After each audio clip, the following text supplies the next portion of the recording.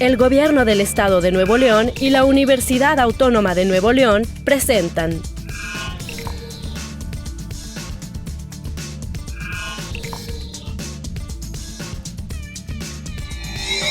¿Por qué es necesario reflexionar sobre la igualdad y la democracia?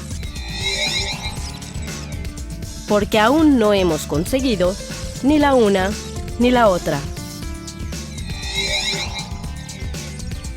Porque ambas las tenemos que construir entre mujeres y hombres. Porque en la medida que aprendamos a edificarlas, en el consenso y en el disenso, en el diálogo y la reflexión, avanzaremos como sociedad.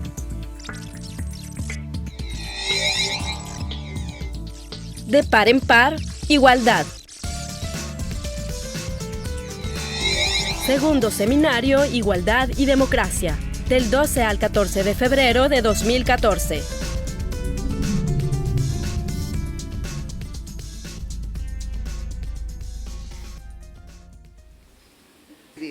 A todas y a todos. Alicia Millares, Modelos y Riesgos de la Democracia. Comentarios Dulce María Sauri. Preguntas y respuestas, receso y cierra Amelia Valcárcel. El debate de la multiculturalidad y comentarios de Alejandra Rangel. Clausura por la directora de la Facultad de Filosofía, María Luisa. Yo no sé qué les pasó ahora, como que están todas en el solecito allá afuera. Ya no hace tanto frío, así que ya las estamos invitando a pasar. Es que aquí está haciendo solecito, bueno, parecemos lagartijas, o qué, le digo yo, buscando el solecito. Empezamos, ¿estamos listas? Muy bien, gracias. Muy bien.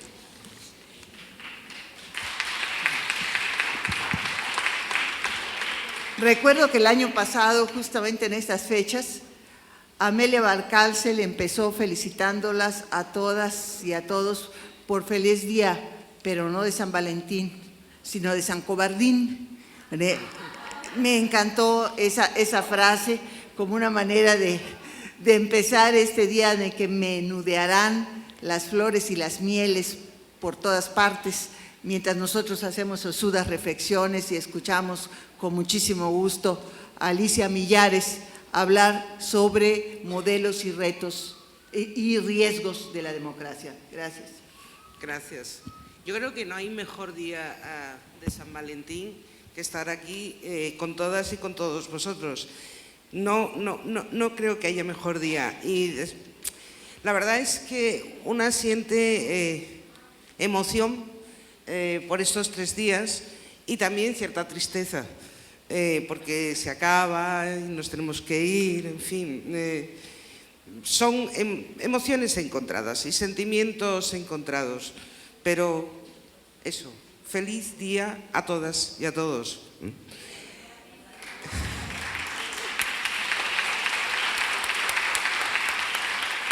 Y bueno, nos toca modelos de democracia y los riesgos. Me gustaría empezar diciendo que cuando hablamos de democracia, siempre hablamos a la vez de ciudadanía. No se puede hablar de democracia sin hablar de ciudadanía. Y vamos a hablar un poquito de ciudadanía. ¿Y cuál es el concepto de ciudadanía? El concepto de ciudadanía clásico ha siempre tenido, digamos, 2 grandes rasgos, el de elección y el de participación. Se consideran ciudadanos y ciudadanas aquellas personas que participan activamente en la sociedad, en la toma de decisiones, y aquellas personas también que son realmente tienen la capacidad de elegir y de ser electas. Vamos a detenernos un segundito en la participación, que lo retomaré al final de la exposición. Por participación siempre entendemos una ciudadanía informada, capaz de actuar en la toma de decisiones. Una ciudadanía informada que a la vez desarrolla un pensamiento crítico y gracias a ese pensamiento crítico es capaz de denunciar las injusticias y de participar activamente en el combate de esas injusticias. Eso es lo que se ha entendido clásicamente por participación. Y el otro rasgo de la ciudadanía es el de elección, la capacidad de elegir. Es una historia muy larga para las mujeres, increíblemente larga.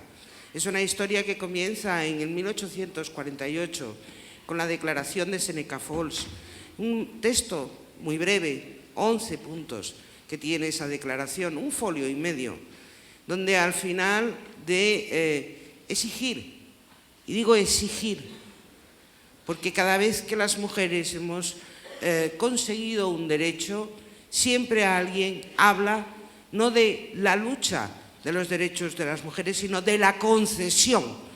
Y cuando alguien utiliza la palabra concesión, parece que es que alguien, una voluntad muy generosa, nos da algo. No, todo lo que hemos ganado las mujeres lo hemos ganado nosotras, por nuestra lucha. Nadie nos ha concedido nada. O sea que quizá haya que empezar a limar el lenguaje.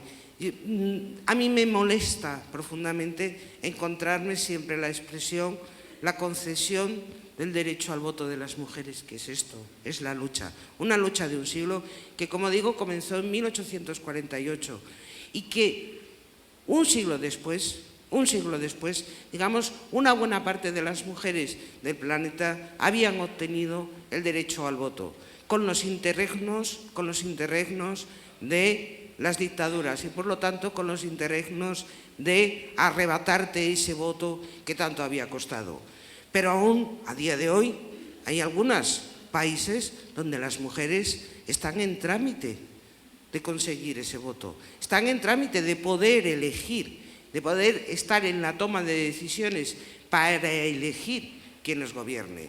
Son los países árabes, Arabia Saudí. Parece ser que en el 2015 por fin las mujeres van a conseguir el voto y la capacidad de ser electas, y son los Emiratos Árabes. Ha sido una lucha larga, pero la capacidad de elección no solamente es la capacidad de disponer de la toma de decisiones, no solamente es la capacidad del acceso al voto. La capacidad de elección tiene otro rasgo también, que es el de ser electas. Y el de ser electas es una lucha en la que todavía estamos. Es todo lo que tiene que ver con la admisión de las cuotas y ahora con la admisión de la paridad. Digamos que la paridad, en cierta medida, aparte del derecho de representatividad que las mujeres tenemos, también habría que enfocarlo desde otro punto de vista. La paridad son las garantías mínimas que tenemos las mujeres para poder ser electas. Ese es el suelo básico, el suelo de base. Eso sería también la paridad.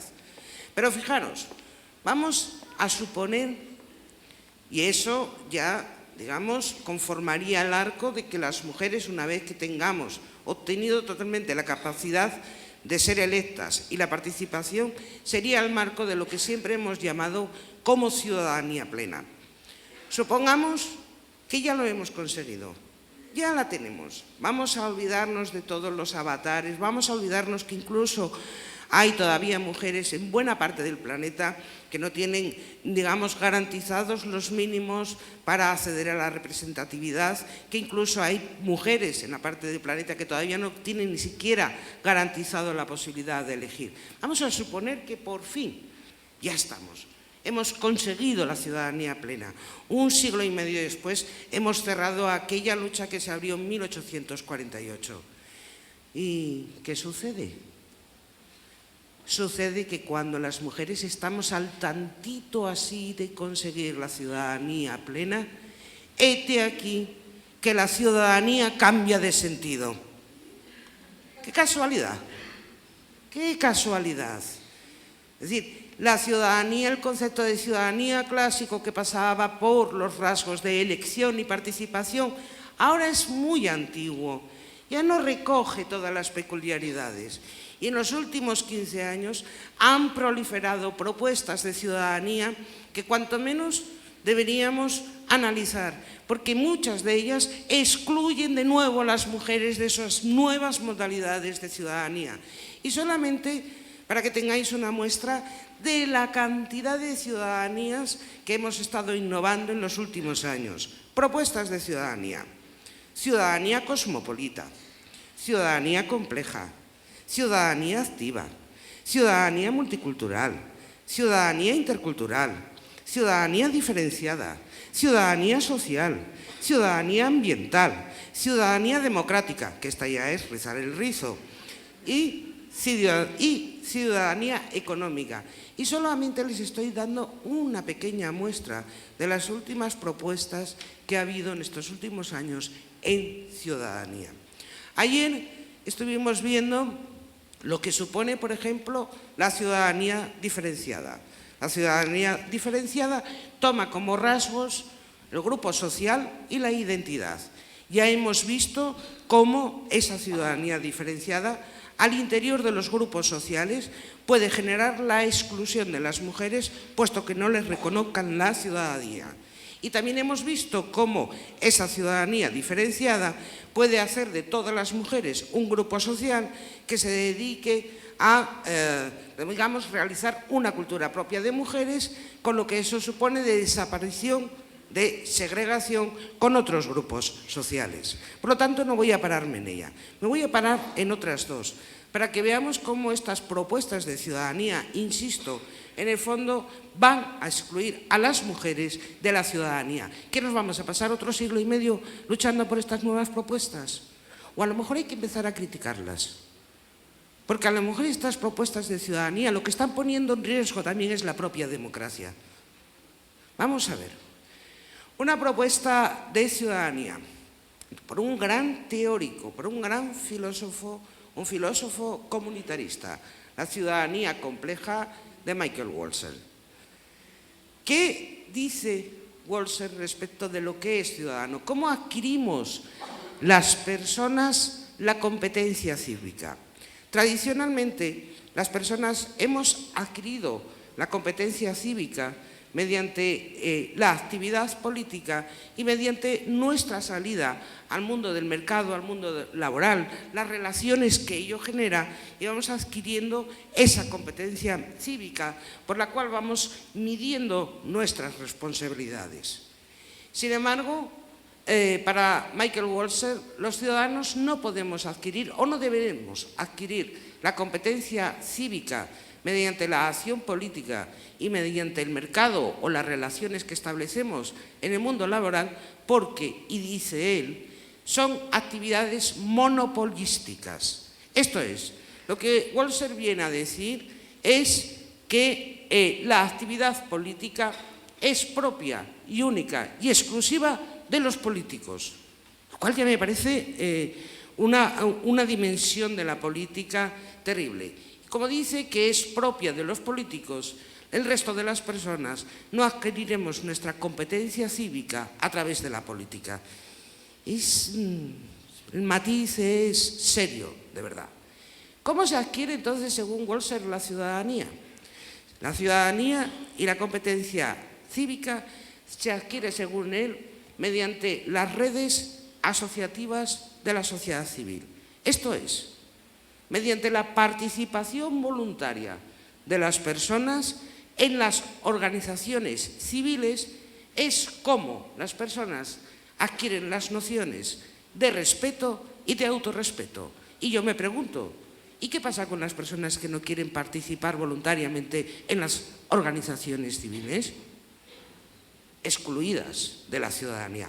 Pero sigue, no se conforma con esta propuesta, sino que dice además que en ese mundo de las asociaciones civiles, las malas acciones, es decir, el hecho de que cometas una infracción, no va a ser castigado, y de nuevo es su expresión, no va a ser castigadas las malas acciones por una ley impersonal, llama a las leyes por una ley impersonal, sino que las malas acciones serán castigadas, y aquí es donde ya a mí me rompe todos los esquemas, serán castigadas con el desagrado de la familia, los amigos, los colegas, etc. A mí esto me parece a la mano de Facebook. ¿Me gusta? No me gusta. ¿Y queda usted? No me gusta. Queda usted excluido. Pero más aparte, Para los filósofos comunitaristas, y esto sí es verdad que así lo describen, el agrado o desagrado es, según ellos, un incentivo mayor que la sanción legal para promover la responsabilidad. El agrado o el desagrado. ¿Cuánto sabemos de ello las mujeres? ¿Cuánto sabemos las mujeres que a poco que nos movamos del sitio que nos han puesto, incurrimos inmediatamente en el desagrado de familia, amigos y colegas? ¿Qué nos está diciendo Walser? Que de nuevo las mujeres vamos a estar sometidas al agrado o desagrado de otros, y que si resultamos desagradables, en el fondo lo que Walser nos está diciendo es que no adquiriremos la competencia cívica. Esto es, quedaremos excluidas una vez más de la ciudadanía. Y esta vez no quedaremos excluidas de la ciudadanía en aras de que manejes o no manejes unos determinados conceptos políticos. No, todavía quedaremos excluidas de la ciudadanía en aras de algo tan subjetivo como el agrado o el desagrado. Estoy hablando de uno de los teóricos políticos más potentes, que ha desarrollado, entre otros, unos libros. Es decir, a mí hay un libro de él que me gusta especialmente, aunque también es cierto que su parte final es de análisis, que es Esferas de la Justicia. Es decir, que no estoy hablando de alguien, no, estoy hablando de un teórico político bastante fuerte. Y esa propuesta de ciudadanía está ahí. Y esa propuesta de ciudadanía, porque toda propuesta de ciudadanía comporta un modelo de democracia. Lo que dije al principio, democracia y ciudadanía van de la mano. O sea que de todas las propuestas de ciudadanía que les he citado, tienen que acompañarlo del modelo de democracia. Es decir, democracia compleja, democracia cosmopolita, democracia intercultural, en fin. Otra propuesta de ciudadanía. Esta todavía es más peligrosa, mucho más que la de Walser, y es la ciudadanía económica. Es una formulación de ciudadanía que parte de la idea de que los habitantes del mundo económico son ciudadanos económicos. Así, en principio, suena muy bonito. Suena muy bonito. Según esta propuesta, lo que ellos vienen a decir es que los afectados por la actividad empresarial deben tomar parte significativa en la toma de decisiones económicas, puesto que son también ciudadanos económicos. Y yo me pregunto, ¿qué pasa con las mujeres que no participan activamente en el mercado laboral? ¿Qué pasa con esas mismas mujeres que, sin embargo, no se les reconoce su trabajo reproductivo y productivo en el seno de la familia? ¿Qué pasa con las mujeres y con los varones que están en el mercado informal, en la economía sumergida, que engrosan las listas de desempleados, que están en el trabajo precario? ¿Qué les va a pasar? Que no son ciudadanos económicos. Ese es el argumento final, que no son ciudadanos económicos. Hasta aquí el análisis de la ciudadanía y de las diversas propuestas de ciudadanía. Pero insisto, cada una de estas propuestas de ciudadanía correlata con modelos de democracia. Y una no puede dejar de preguntarse, ¿a qué se debe esta profusión de propuestas de ciudadanía y de propuestas de democracia? No puedo dejar de ejercer la sospecha en primer término. Oye, cada vez que nosotras llegamos a una cosa, la cosa cambia de sitio y cada vez se va alejando. Entonces, como una carrera por etapas. Llegamos y ahora ya eso no es lo importante.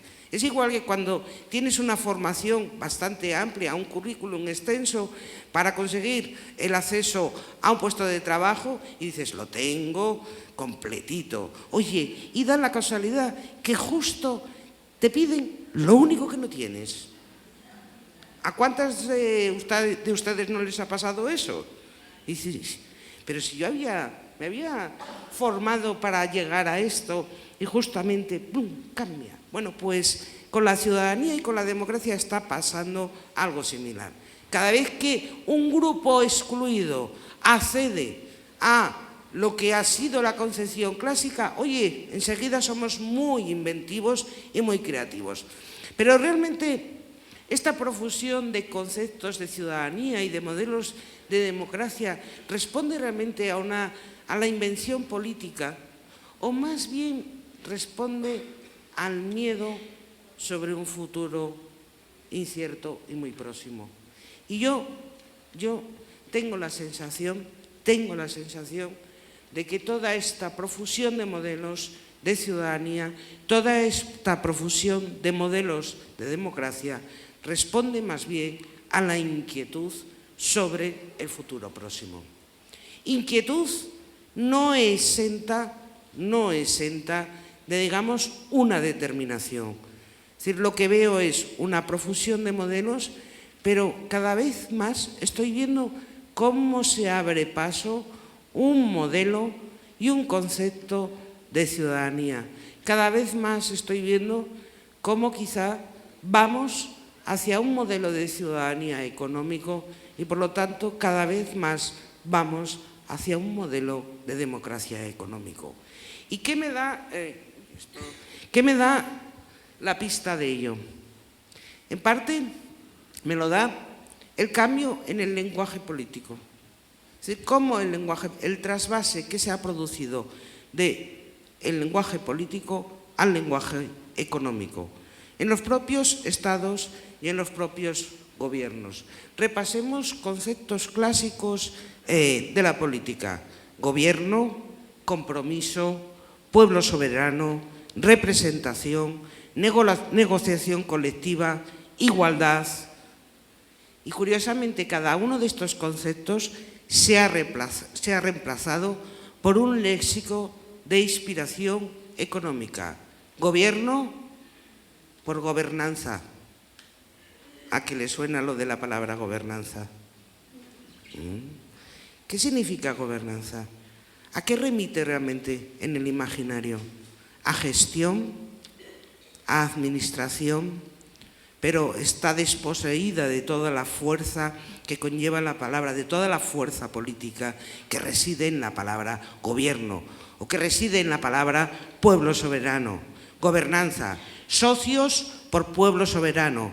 Ya no somos pueblo soberano, somos socios. Flexibilidad, una palabra que cada vez más se utiliza en nuestras leyes, en nuestra normativa, que cada vez más los gobiernos utilizan. Transparencia, criterios de convergencia. Yo no sé si se usa mucho por este lado del charco, pero en Europa estamos de los criterios de convergencia hasta las narices, porque sabemos lo que eso significa. Órdenes a los estados para no sobrepasar el gasto público, órdenes en los estados para aceptar políticas de austeridad, etcétera, etcétera. Eficacia. Tenemos que ser eficaces. Los gobiernos están obligados a ser eficaces, al igual que están obligados a ser eficaces las empresas. Trasvase del modelo empresarial a lo que los gobiernos deben ser. Competitividad. Competitividad. Es decir, constantemente estamos oyendo hablar de cómo los países tienen que ser competitivos en un entorno global. Ajuste. Yo voy a decir una barbaridad.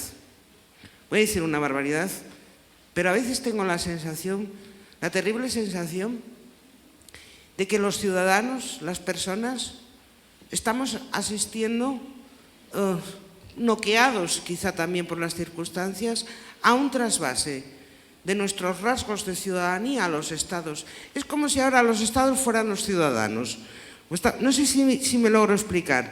Como estamos en una economía global, lo que antes era propiedad característica de cada una de las personas se ha transferido a los estados. Y los estados son los ciudadanos que demandan a no se sabe qué, que se llaman los mercados, posiciones privilegiadas, romper, limar las desigualdades entre países. Es una sensación muy, muy mala la que tengo realmente. Pero eso por lo que hace referencia a la democracia. Pero la democracia y la ciudadanía nunca se ha construido, sino es con la tercera pata del banco. Siempre ha sido necesario. Democracia y ciudadanía siempre correlata con educación. Siempre. Ya desde Aristóteles, vuelve a salir Aristóteles, ya de Aristóteles en el siglo IV a.C. dijo que la educación ha de estar en consonancia con la constitución de un Estado. Es decir, la única manera realmente que tenemos los Estados y las personas de vincularnos a la sociedad en la que vivimos, de comprender cuáles son los valores de esa sociedad en la que vivimos. El único instrumento que disponemos para llegar a esa comprensión es la educación. No hay otro, no hay otra herramienta, no hay herramienta más poderosa que la educación para realmente hacer que todas las personas compartan los valores de esa sociedad. Así lo han visto además todos los gobiernos, desde los gobiernos democráticos hasta los gobiernos totalitarios, la importancia de la educación para realmente canalizar cuáles son los valores sociales que tenemos. Ya, quien mejor lo vio fue Rousseau. Rousseau de nuevo, vuelve a salir Rousseau. Pero realmente es que fue un filósofo con una potencia de lo que ha de ser esa nueva sociedad construida políticamente, y lo vio estupendamente. Rousseau no solamente lo vio, sino que, como sabéis, dedica un libro entero a la educación de Emilio, a la educación de Emilio, no solamente en cuanto a contenidos, en cuanto a saberes. ¿Cuál era el fin de esa educación de Emilio?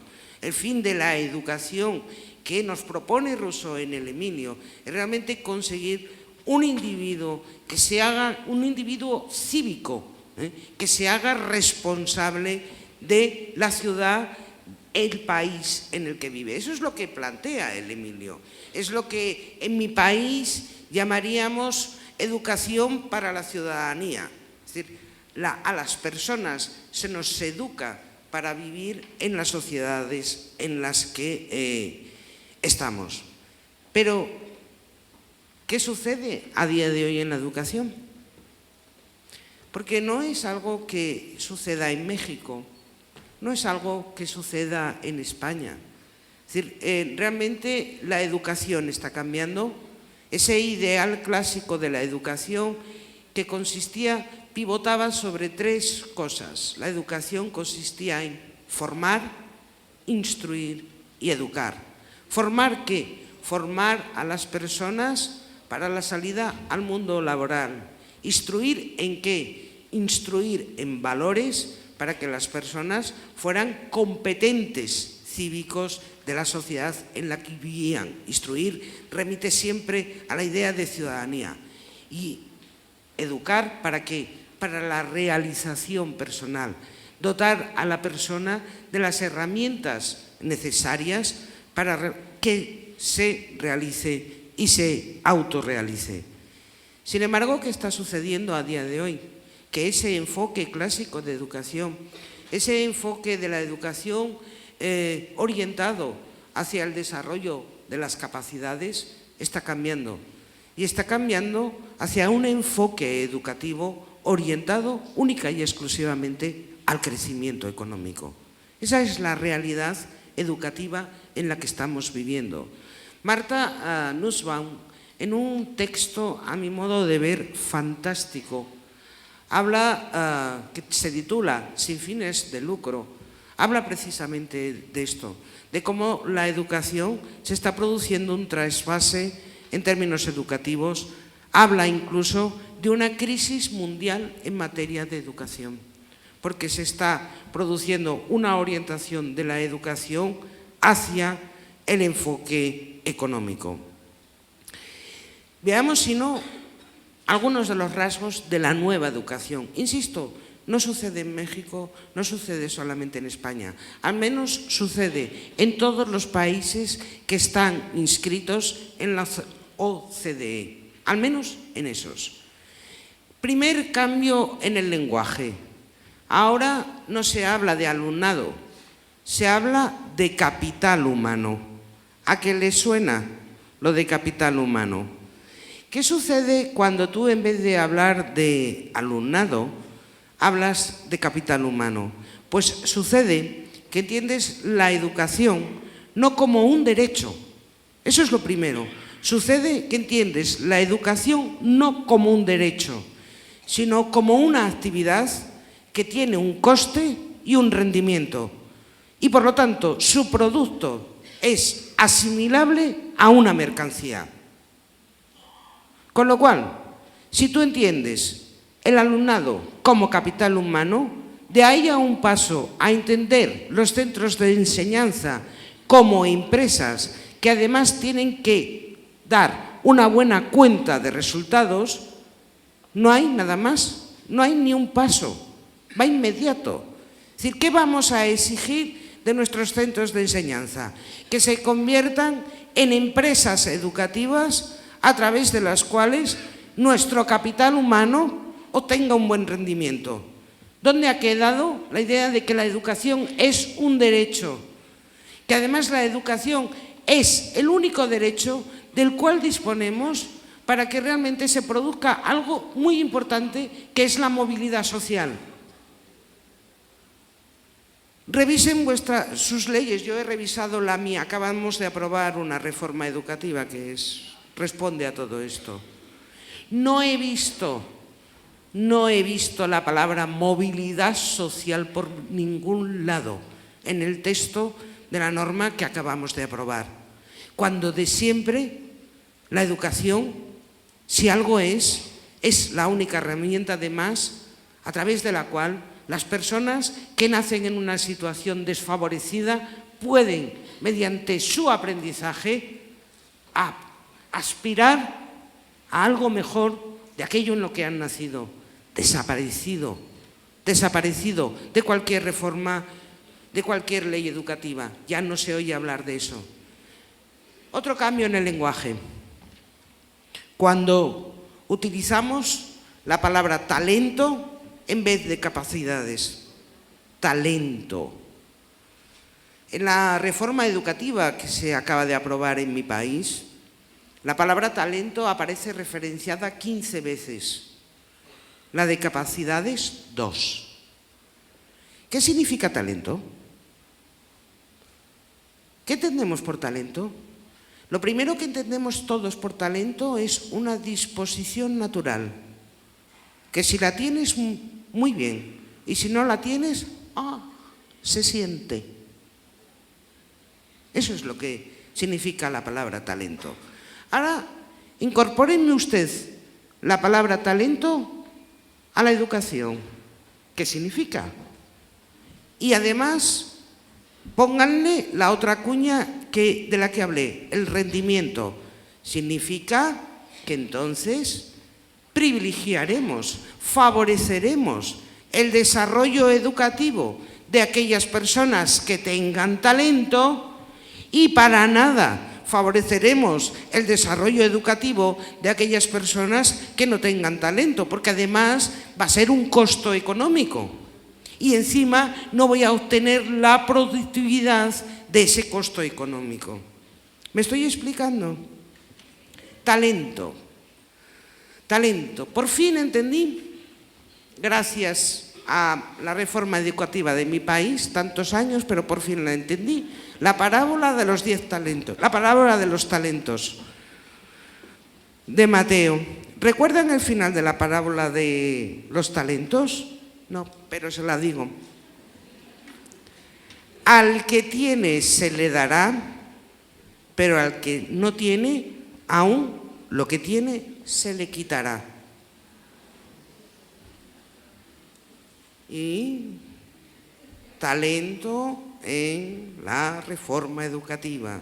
Al que tiene se le dará, lo favoreceré, le buscaré trayectorias educativas adecuadas para que ese talento sobresalga, y al que no tiene ya me encargaré de buscarle trayectorias que no me supongan mucho coste económico y que además no permanezcan mucho en los centros de enseñanza.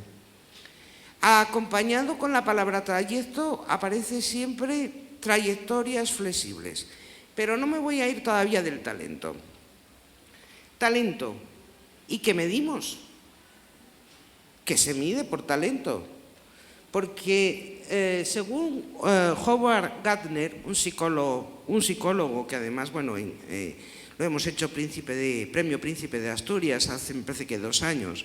Según él, los seres humanos, hay 8 tipos de inteligencias. 8 tipos de inteligencias.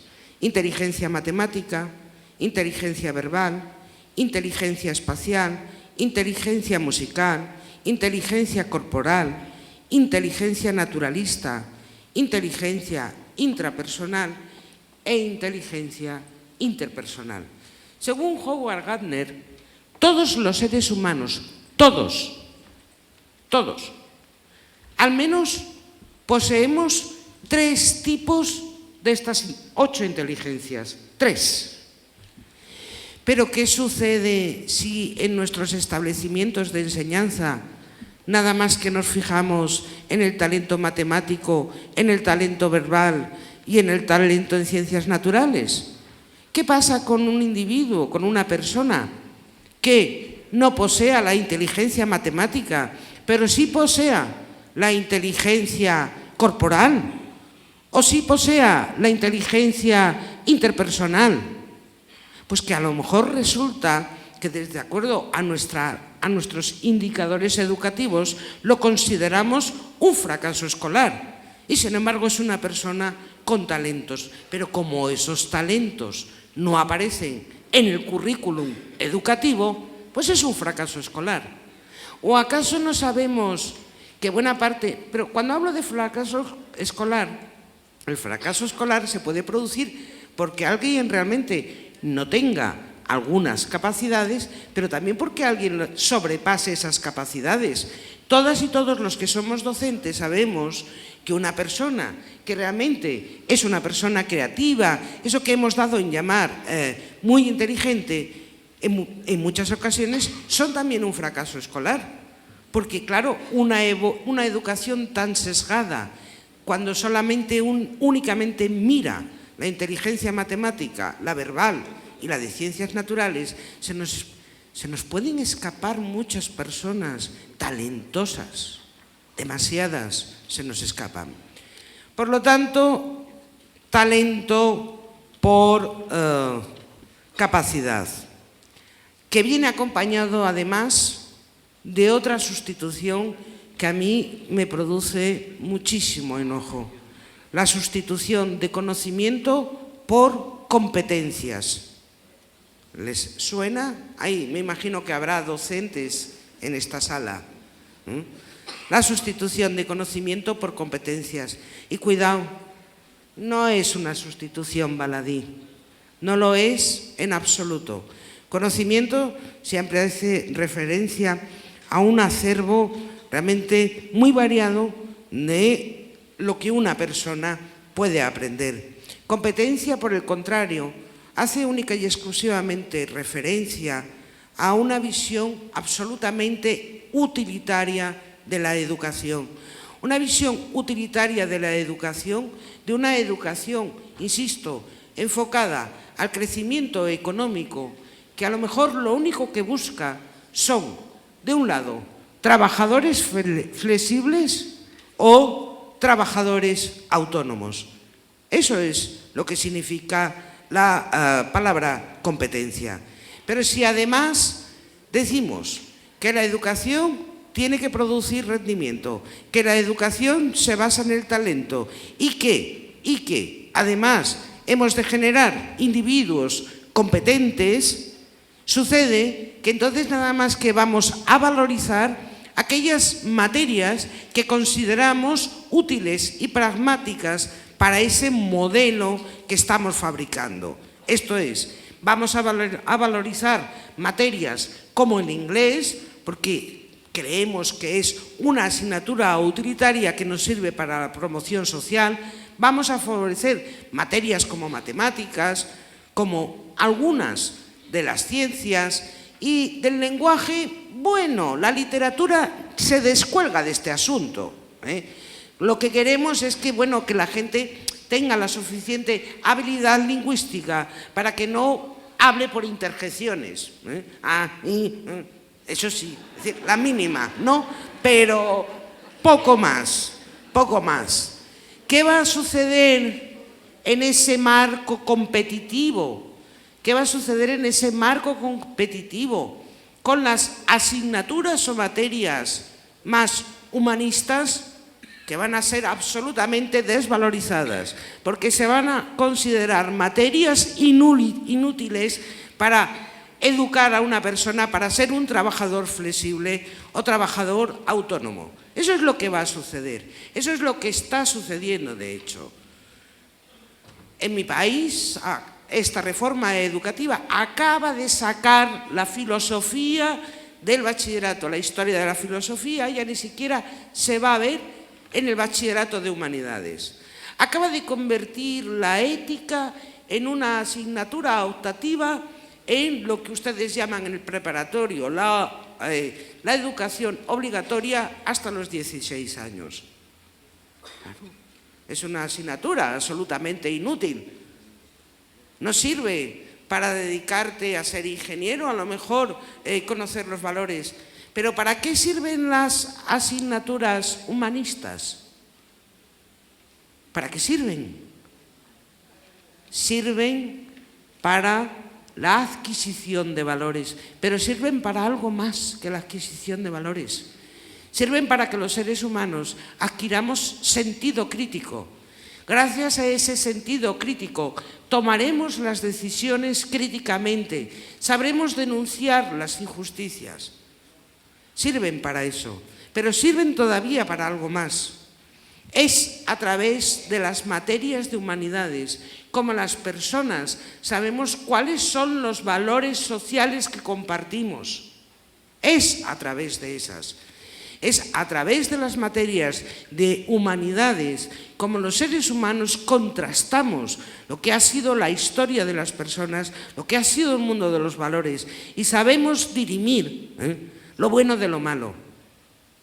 O sea que, si quiero una educación enfocada al rendimiento económico y desecho las humanidades, el riesgo a futuro de tener una serie de personas educadas que no tengan valores sociales compartidos, ¿en qué deviene?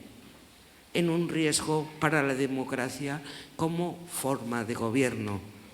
En eso es en lo que deviene, porque la democracia necesita que todos los ciudadanos compartan unos mínimos comunes a través de los cuales construir.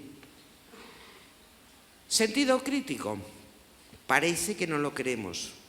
En la ley educativa española, sentido crítico ha desaparecido de la propuesta. ¿Saben cuál es la palabra que aparece en vez de sentido crítico? Curiosidad. Hay que despertar en el alumnado, antes siempre buena parte de los artículos decían, hay que despertar en el alumnado el sentido crítico. Ahora se dice, hay que despertar en el alumnado la curiosidad. Bueno, la curiosidad mató al gato. Y puede que mate también a la democracia. Lo dejo aquí.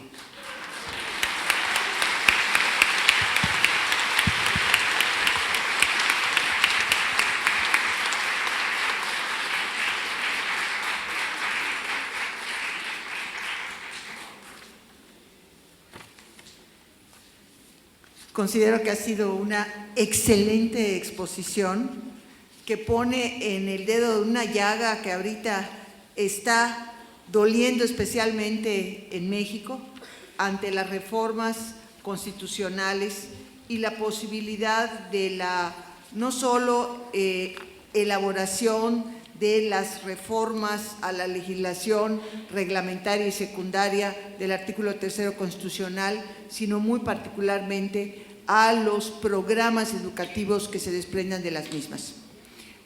No abundaría en un tema que es auténticamente de especialistas en la educación, pero solamente quisiera decirles que es necesario estar enterados de dónde y cómo se está dando el debate. Ha habido mucha luz de atención pública sobre movilizaciones a favor, movilizaciones en contra, pero el contenido, las razones, las causas de esta movilización poco se han analizado todavía de cara a la opinión pública. Entonces, este es el primer reto que como sociedad y particularmente como mujeres tenemos frente a la reforma educativa. ¿Qué tanto lo que acaba Alicia Millares de plantear se está reproduciendo ya en México? ¿Qué tanto la reforma que viene o que está va a conducir o va a recanalizar o va a introducir o va a eliminar de estos elementos que finalmente sí son un riesgo para la democracia?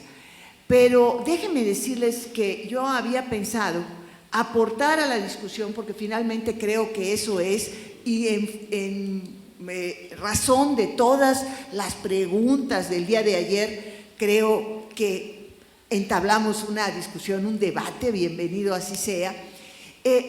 Estaba yo pensando y considerando que finalmente hay un asunto que hemos tocado de una u otra manera que vale la pena puntualizar, y es el asunto del poder. O sea, el poder, desde luego, lo podemos analizar a la manera de Michel Foucault.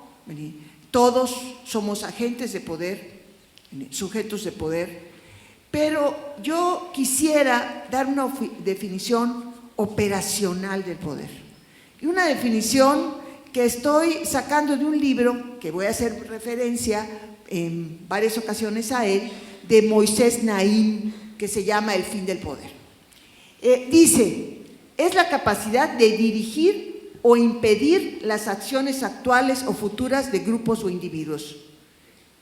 El poder es aquello con lo que logramos que otros tengan conductas que de otro modo no habrían adoptado. Ahorita escuchamos en la intervención de la doctora Millares cómo hay poder para lograr que un proceso educativo sea trasladado en sus ejes fundamentales. Entonces, tenemos que analizar cómo es posible que lleguemos a esa situación y esa condición. Tenemos que reconocer que el poder desempeña una función social. Hubo el día de ayer un énfasis, un recordatorio de Hobbes, y decía que no solamente garantiza la dominación y la división entre vencedores y vencidos, sino que además el poder organiza comunidades, organiza sociedades y organiza mercados. Si no hubiese ese centro de gravedad social que finalmente es el poder, estaríamos dispersos, estaríamos en una sociedad en que todos están contra todos. Ayer, entre los 5 rasgos de opresión de las mujeres, Alicia Millares mencionó la carencia de poder.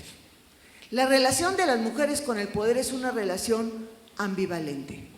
Por una parte decimos necesitamos poder, pero por otro lado, esa internalización que hemos hecho de nuestra identidad femenina dice no podemos aspirar a tener poder, porque en el momento en que lo tenemos, en el momento en que lo ejercemos, en ese momento perdemos, nos desnaturalizamos como mujeres.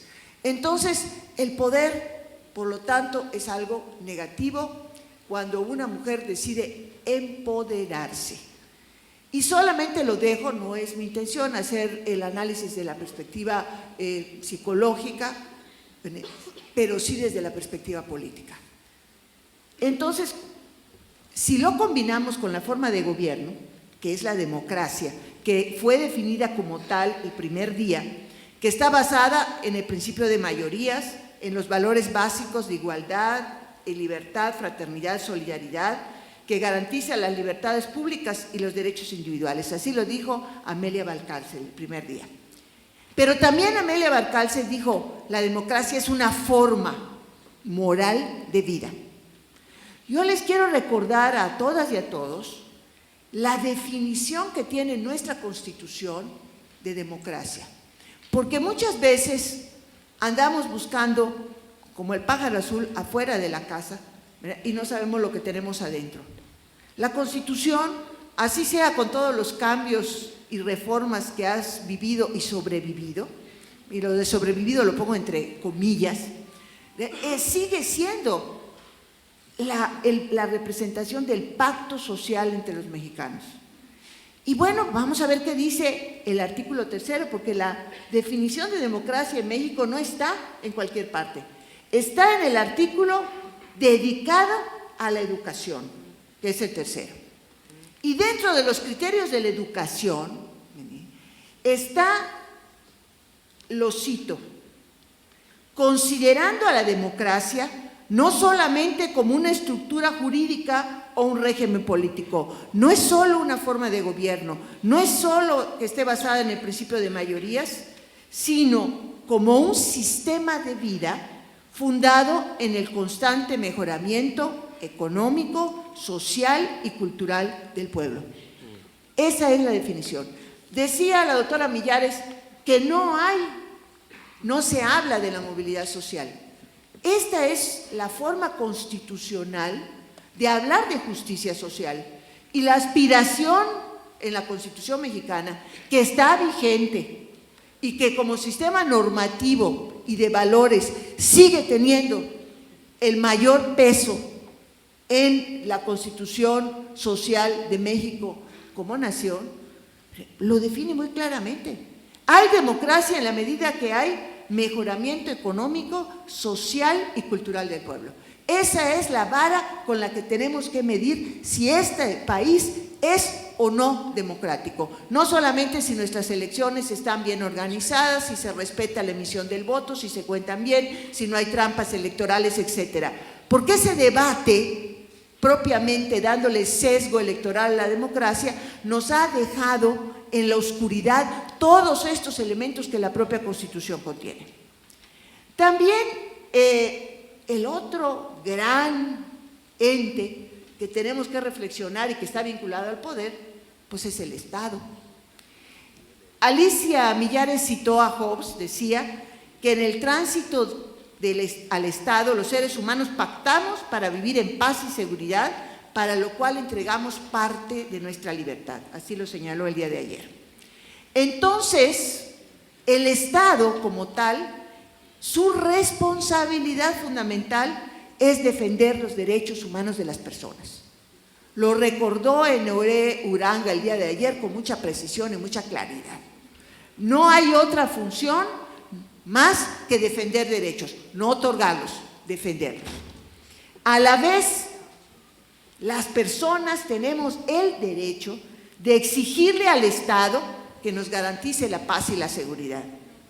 Y cuando hablo de paz y seguridad no hablo solo de la ausencia de violencia, hablo de la certidumbre que nos da sabernos en una sociedad organizada para buscar nuestro constante mejoramiento, que podamos ejercer a plenitud nuestros derechos.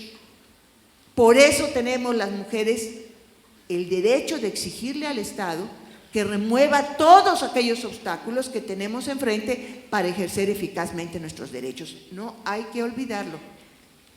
Pues volviendo al señor Moisés Naim, me van a hacer broma mis amigas, me van a decir que ahora ando en estado de enamoramiento de este actor. Digamos que también tengo una relación ambivalente con él, porque me gustó mucho el planteamiento, pero no me gustó lo que a continuación les voy a decir. Bueno, dice Moisés Naim en este libro, hasta lo traje para verlo, y conste que no estoy haciendo ninguna publicidad. Dice, el poder se siente, es difícil de medir, de hecho es imposible hacerlo. Solo es posible identificar a sus agentes, sus fuentes, sus manifestaciones. Si nosotros, las mujeres, tenemos carencia de poder, digamos que el poder de las mujeres no se siente. Miren, la carátula del libro la contraportada del libro, dice lo siguiente, si me permiten leerlo, dice: el poder está cambiando de manos, de grandes ejércitos disciplinados a caóticas bandas de insurgentes, de gigantescas corporaciones a ágiles emprendedores, de los palacios presidenciales a las plazas públicas. Pero también está cambiando en sí mismo. Cada vez es más difícil de ejercer y más fácil de perder. El resultado, como afirma el prestigioso analista internacional Moisés Naim, por cierto quiero decirles que es venezolano, es latinoamericano, lo cual también le da una dimensión muy interesante, es que los líderes actuales tengan menos poder que sus antecesores y que el potencial para que ocurran cambios repentinos y radicales sea mayor que nunca. Subrayo, porque esta también es una oportunidad, en este caso, para las mujeres. El fin del poder, Naim describe la lucha entre los grandes actores antes dominantes y los nuevos micropoderes que ahora los desafían en todos los ámbitos de la actividad humana. La energía iconoclasta de los micropoderes puede derrocar dictadores, acabar con los monopolios y abrir nuevas e increíbles oportunidades, pero también puede conducir al caos y a la parálisis. A partir de nuevos y provocadores estudios y su experiencia en asuntos internacionales, Naim explica cómo el fin del poder está remodelando el mundo en que vivimos. Muy bien. Hay 4 formas principales del poder, de expresión del poder según Naim. Una es la fuerza, que es el uso legítimo de la fuerza, que como sabemos es monopolio de la violencia, y también sabemos que la violencia contra las mujeres es una forma de abuso de poder. Otra manifestación del poder es el de los códigos. El código de la moral, las tradiciones, las costumbres culturales, las creencias religiosas y los valores transmitidos a lo largo de generaciones o impartidos a las niñas y a los niños en las escuelas.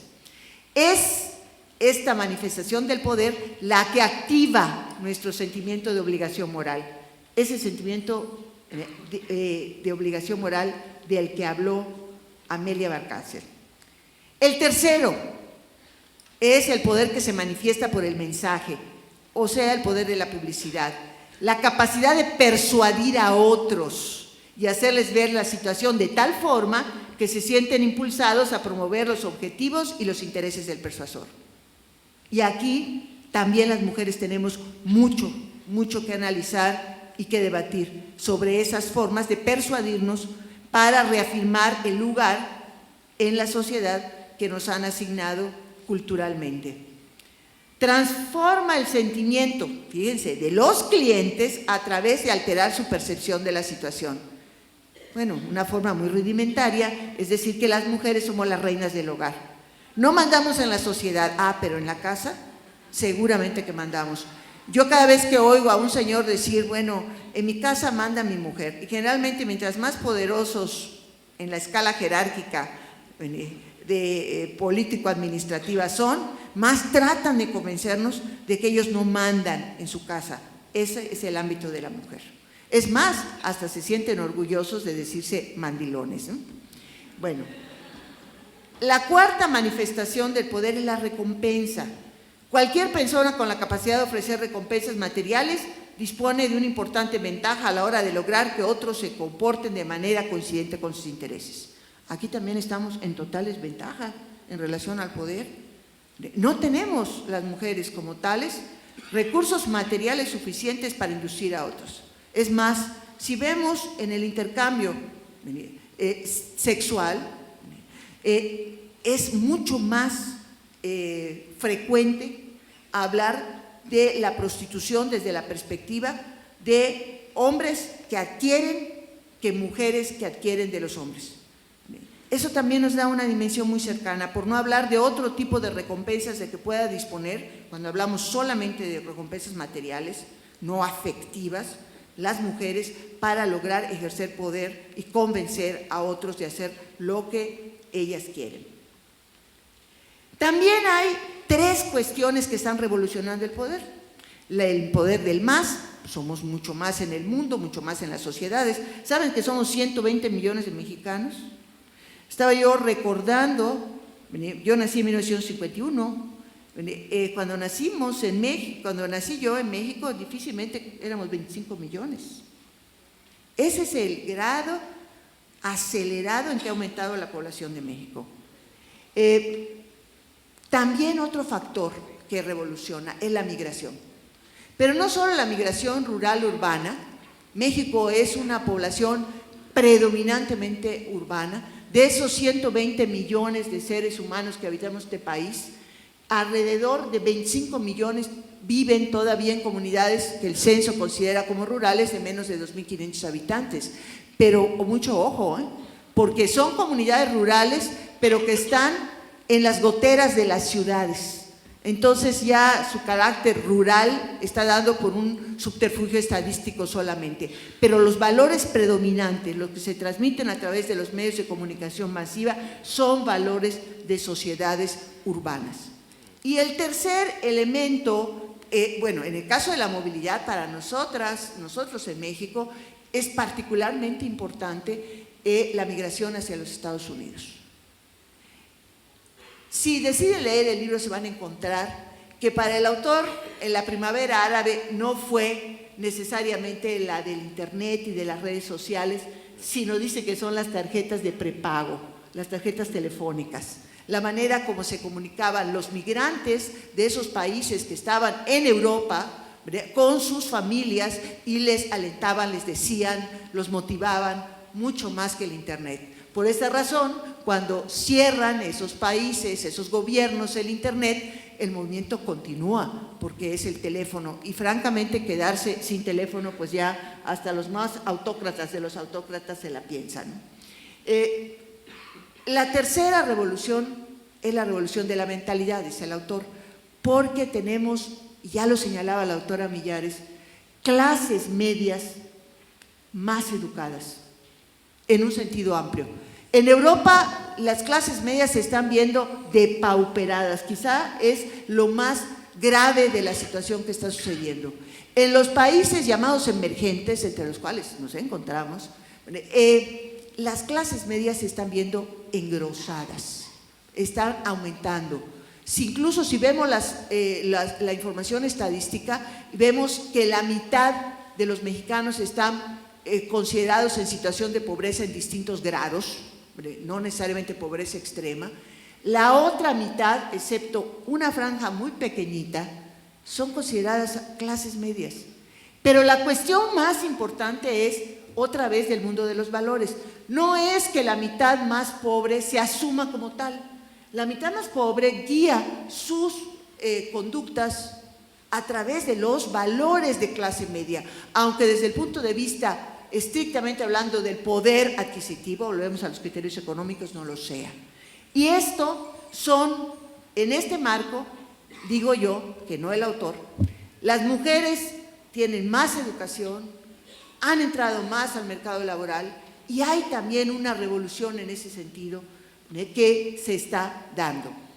Pero déjenme decirles que mi autor favorito hasta el momento, y con el cual, como les decía, tengo una relación ambivalente, no habla de las mujeres.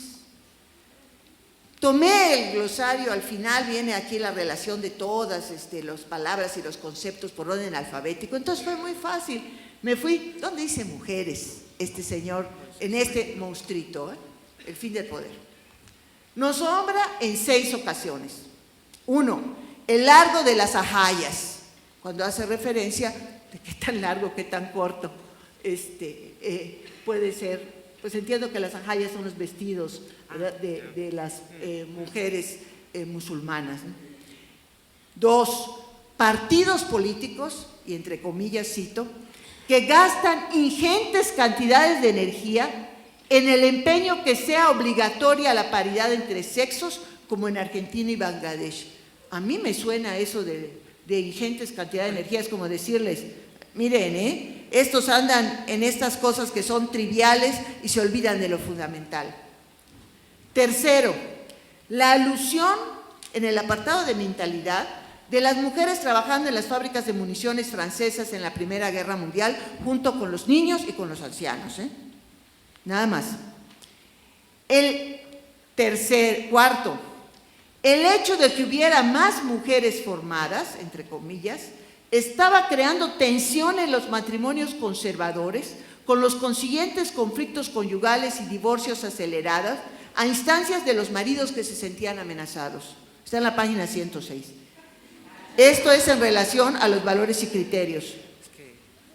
Otra perla, bueno, que esta al menos lo enuncia. La justicia en el trato que la sociedad da a las mujeres, las minorías étnicas y de otro tipo.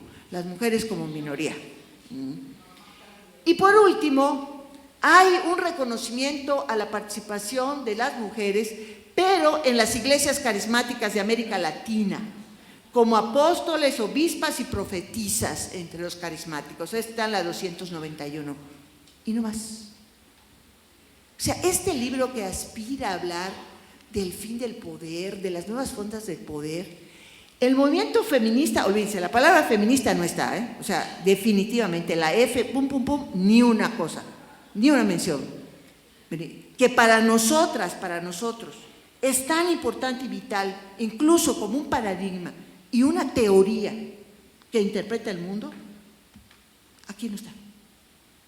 Entonces, esto me lleva a la necesidad de hacer visibles a las mujeres. Perdón por lo que aparenta ser una obviedad, pero en esta que es no más ni menos que una batalla, la parte de visibilidad nos está fallando. Bueno, quiero decirles, aquí voy a dar algunos elementos de México, y como moderadora me tengo que moderar.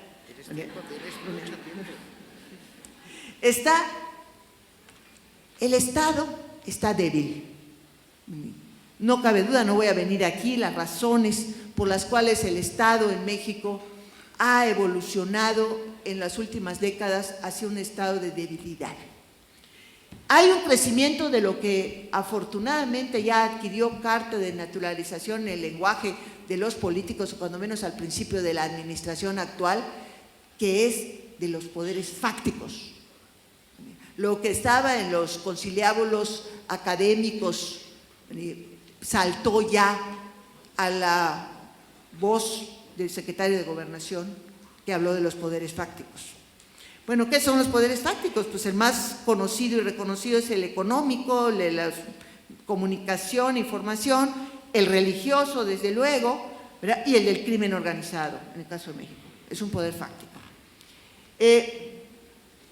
Pero también esos poderes fácticos, ¿cómo actúan?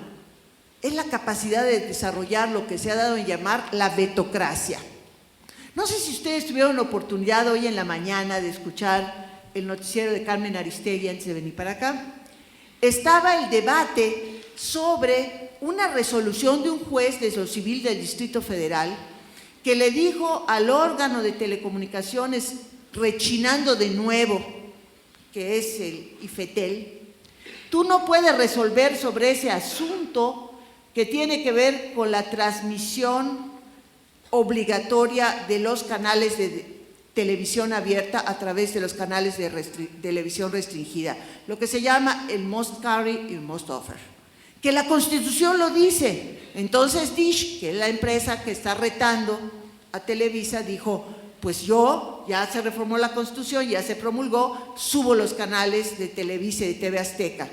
Y Televisa y TV Azteca dicen no, porque no está pagando derechos de autor. Bueno, esa es la polémica. ¿Qué hizo el juez de lo civil? El juez de lo civil sacó un oficio que le mandó al órgano de telecomunicaciones, autónomo, órgano autónomo, no depende del Ejecutivo, de nadie más que de sí mismo. Y le dijo, no puedes resolver sobre eso, ¿quién sabe si es asunto tuyo? Y el órgano autónomo dijo, sí, pues no resuelvo. Aunque tenga yo la sesión para decidir, la dejo pendiente. Bueno, esto es solamente una manifestación de esos poderes fácticos que se enfrentan al Estado. Reacción, entabla en la Presidencia de la República una acción de inconstitucional, una controversia constitucional contra el Poder Judicial por estar restando facultades constitucionales al IFETEL. ¿Qué vaya a pasar? No lo sé. ¿Nos importa a nosotras conocer eso? Sí. ¿Qué tanto sabemos del tema, del debate en materia de telecomunicaciones? Muy poco. Nos sentimos ajenas, nos sentimos, bueno, ¿qué es finalmente lo que queremos? Que haya más mujeres en los medios. Hay más mujeres, pero ¿cómo se va a regular? Lo que finalmente es uno de los medios más poderosos para transmitir, para manifestar el poder, que son las telecomunicaciones. Tenemos la responsabilidad y la obligación de conocer.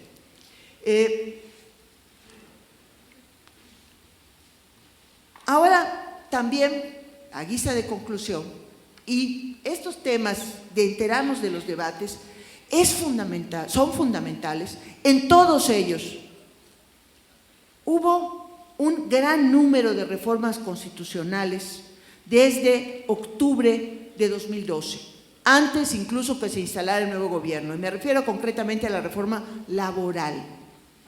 Además, la reforma educativa, que fue la primera, la de telecomunicaciones, la reforma hacendaria, la reforma energética. ¿Qué tanto sabemos de la reforma energética? El petróleo, el gas, la electricidad, no está allá en la estratosfera, nos importa, nos interesa. Yo no digo que nos volvamos especialistas, sería imposible, pero sí que estemos al tanto de qué es y cómo se está dando el debate. Siquiera por saber la forma como impacta la elevación de los precios energéticos en la vida cotidiana de las personas, pero particularmente en las mujeres. ¿Cuántas de acá que son amas de casa y cuántos también, cuando llega el recibo del gas, dicen, qué caray? Y eso es que aquí en Monterrey hay gas natural, que ahí se me defiende más que el LP, o el recibo de la energía eléctrica. Bueno, lo que se está haciendo va a ser para favorecer esos intereses o va a ser todavía para hacer aún más complicada la vida de todos. Ahí está la pregunta, vamos tratando de construir una respuesta, ¿no? Pero les decía que vamos a encontrar cómo y dónde ejercen poder las mujeres. El acceso a los órganos de representación popular, la paridad en candidaturas en el Poder Legislativo. Por cierto, creo que María Elena Chapa nos puede compartir un correo que nos enviaron el día de ayer, donde se habla de los riesgos de la reglamentación del párrafo del artículo 41 constitucional, donde hace obligatoria la paridad en las candidaturas del Poder Legislativo para todos los partidos políticos. ¿Por qué? Porque en la reglamentación, es decir, cuando se haga el nuevo código electoral, ahí de pronto nos podemos encontrar acotamientos, desviaciones, darles a los partidos la oportunidad de que no se asfixien con aquel asunto de encontrar mujeres, porque no las tienen en cantidades suficientes para las candidaturas. Entonces tenemos que estar muy pendientes de la reglamentación en esto que es un asunto fundamental del primer escalón, que como bien decía Amelia Valcárcel, es el acceso a la representación y a la administración pública. Bueno, dos, ¿qué tanto sabemos del programa Oportunidades? Yo me pregunto si aquí en el radar, cuando analizamos asuntos de poder de las mujeres, pensamos en oportunidades. Yo creo que no. Oportunidades es un programa que es la mayor transferencia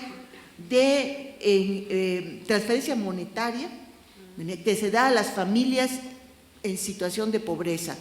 La hipótesis sobre la cual se construyó en 1997 era que era para romper el círculo de reproducción intergeneracional de la pobreza. Bueno, hay 6,5 millones de familias en México que reciben transferencias monetarias de oportunidades. 6,5 millones de familias. Y este programa tiene una característica singular. Es un programa que está dirigido a las jefas de familia. No porque sean mujeres solas, no, sino todas las mujeres, para efectos del programa, madres de familia, son consideradas como las receptoras de los apoyos monetarios que transfiere el programa, que pueden llegar en algunos estados, como Chiapas y Oaxaca, a representar más de 1/3 de los hogares de esos estados y que pueden representar el ingreso principal de una familia a través de las becas, de los apoyos alimentarios, de los adultos de 65 y más, apoyo para combustibles, etcétera. ¿Qué ha pasado con las mujeres? Que se empoderaron, porque finalmente esos recursos les llegan a ella.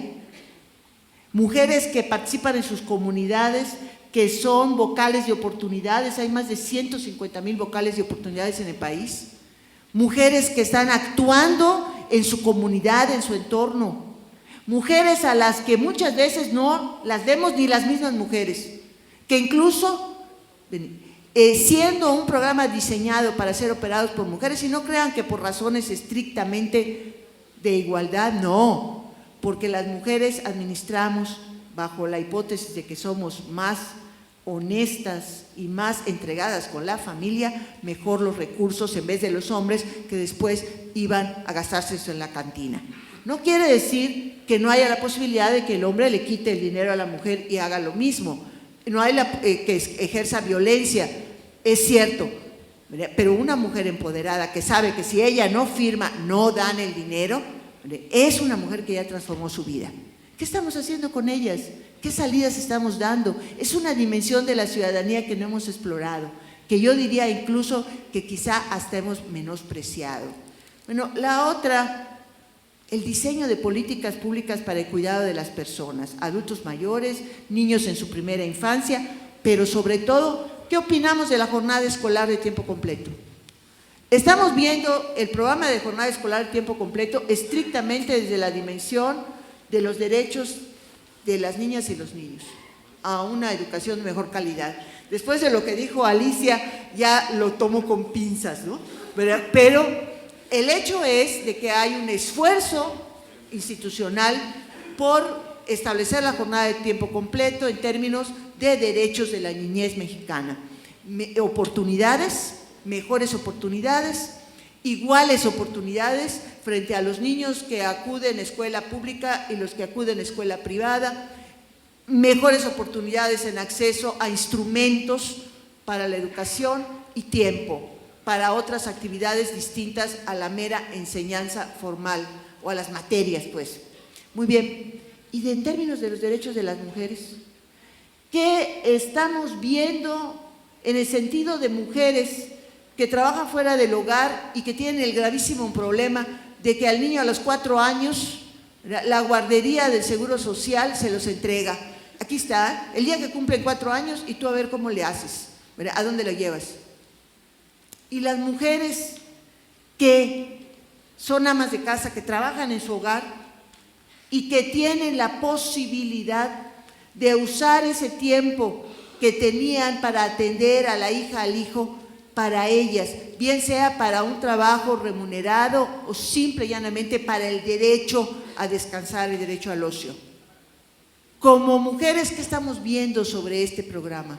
¿Qué estamos opinando? ¿Cómo estamos considerando matizarlo para que se profundice en los derechos de las mujeres? Que no son irreconciliables, sino diría uno con los derechos de la infancia expresados en términos de la jornada escolar. Estos son algunos de los elementos que finalmente construyen una ciudadanía democrática, permíteme el término peyorativo, no peyorativo, sino pleonasmo, el pleonasmo, no peyorativo, porque tenemos el enorme paraguas de la Constitución. Cada vez que tengamos dudas de la calificación de la democracia en México, abramos el artículo 3 constitucional y recordemos lo que dice: constante mejoramiento. Si nos queremos calificar como país democrático, mirámoslo. ¿Estamos mejorando o vamos para atrás? Si estamos mejorando, entonces la democracia funciona. Si vamos para atrás, indudablemente tenemos un problema mayor que muy probablemente no se expresa solo en cuestiones electorales. Muchas gracias.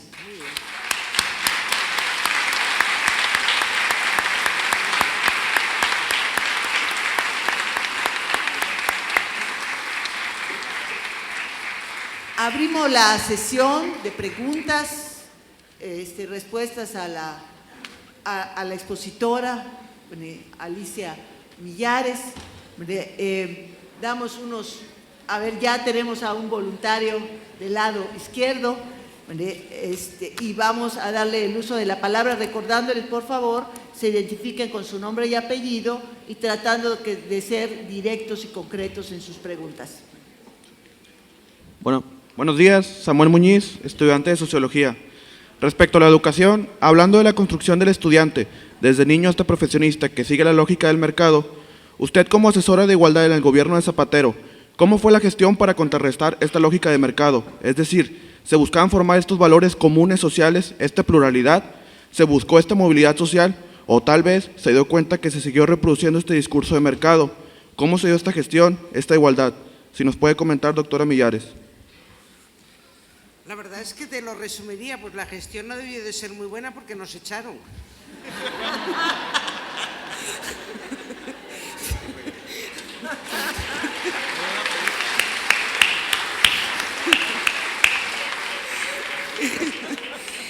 Y ciertamente yo creo que no lo gestionamos bien.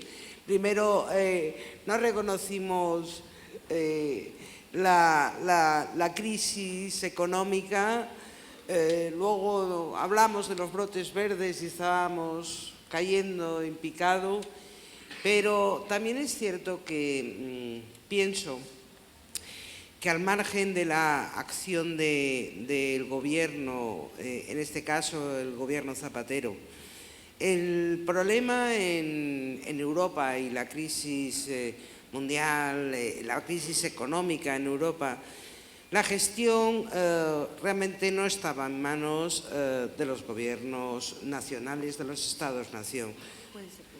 No estaba en manos de los Estados-nación, de los gobiernos nacionales, sino que la gestión o salida de esa crisis dependía de las directrices de la Unión Europea. Y a mi modo de ver, la Unión Europea se equivocó de medio a medio en lo que había que hacer y en las políticas que había que aplicar para que realmente los países, y sobre todo los países del sur, no cayéramos en la sima profunda en la que estamos todavía. Es decir, creo que se equivocaron, creo que las directrices de Europa de austeridad, austeridad, austeridad, frenó todavía más las economías nacionales. Y realmente estamos asistiendo pues un poco a lo que comentaba también Dulce María Sauri, el terrible drama de la clase media empobrecida. Es decir, el problema en muchos de los países del sur de Europa es que la clase media ha ido perdiendo realmente derechos, derechos en salud y derechos educativos. Pero acompañado a eso, también me parece muy preocupante el discurso de los partidos de derecha en Europa. El discurso de los partidos de derecha en Europa y del gobierno del Partido Popular, muy preferentemente, es lo siguiente: es que los ciudadanos nos hemos acostumbrado a una serie de beneficios.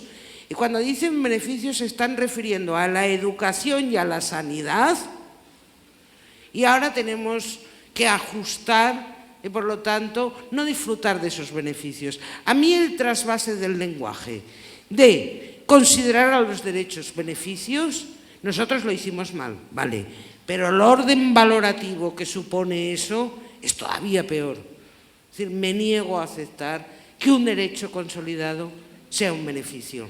Me niego.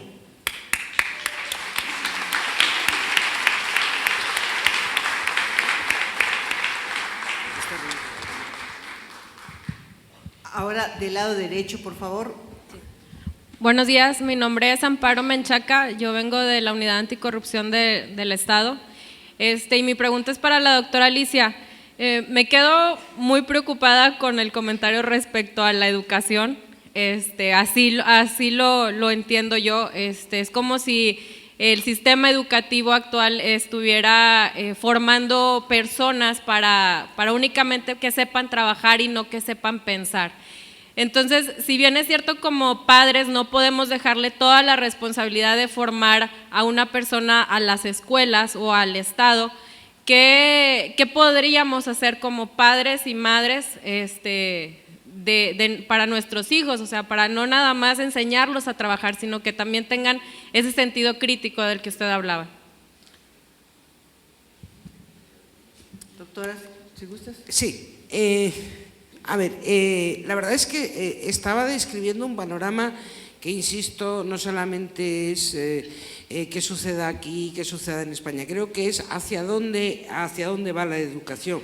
En el fondo es en dónde pones el foco. Y me temo que últimamente el foco donde se está poniendo es en la cuestión de la formación para generar trabajadores flexibles para un mercado demandante, además de esa flexibilidad. Dicho lo cual, me resulta también muy chocante, que además no lo dije en la exposición, que, por ejemplo, no se haga referencia a las conclusiones del informe PISA. Es decir, eso me llama mucho la atención. ¿Por qué? Porque las dos conclusiones del informe PISA eran las siguientes. Los peores resultados los obtenían aquellos alumnos que vivían en un contexto socioeconómico desfavorable. Con lo cual, si eso no se pone, digamos, es titular en los diarios, en los periódicos, esta ecuación, contexto socioeconómico desfavorable, peores resultados académicos. Es que tengo que entender que a lo mejor a los gobiernos tampoco les interesa, es decir, el presupuesto educativo, incrementarlo realmente para que no sea a futuro que un contexto socioeconómico desfavorable dé como resultado unos resultados también desfavorables. Esa es una de las conclusiones del informe PISA, que debería servirnos cuanto menos para precisamente en aquellos barrios de poblaciones, en aquellas áreas rurales más desamparadas, hacer un esfuerzo económico mayor para que realmente los resultados sean positivos.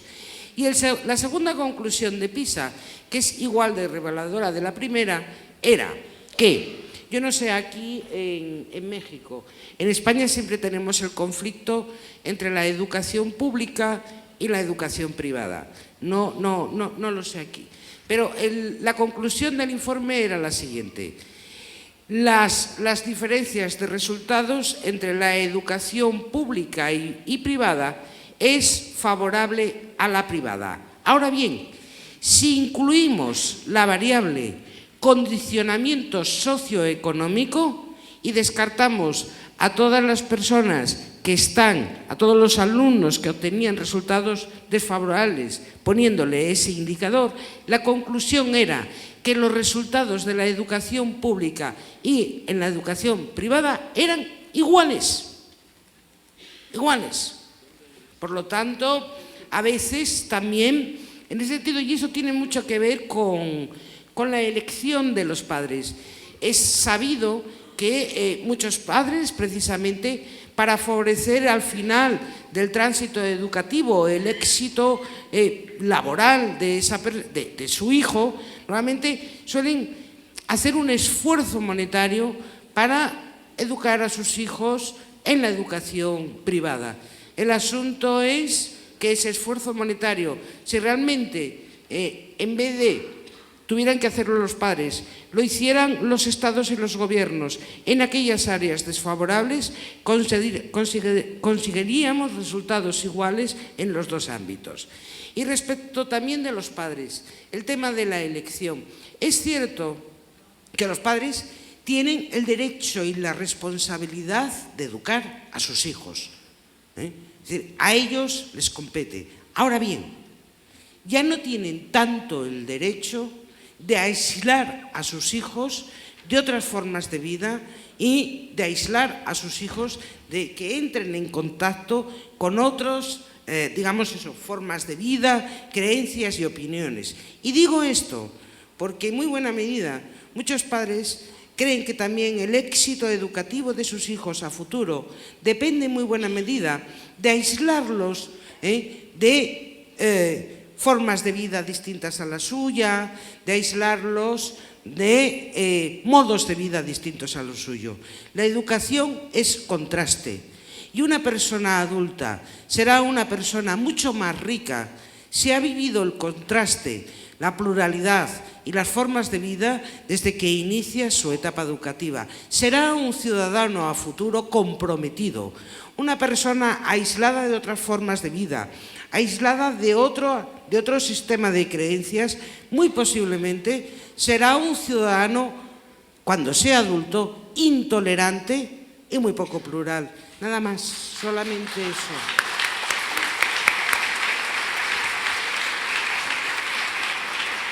Por favor, del lado izquierdo. Gracias. Primero que nada te agradezco porque entonces ya no estoy tan loco como pensaba de las competencias educativas. En México estamos encontrando un nivel alto de feminicidios en muchos estados, crímenes por odio, homofobia, lesbofobia y también asesinatos a periodistas. Entonces hay algo que hacer en cuestiones educativas.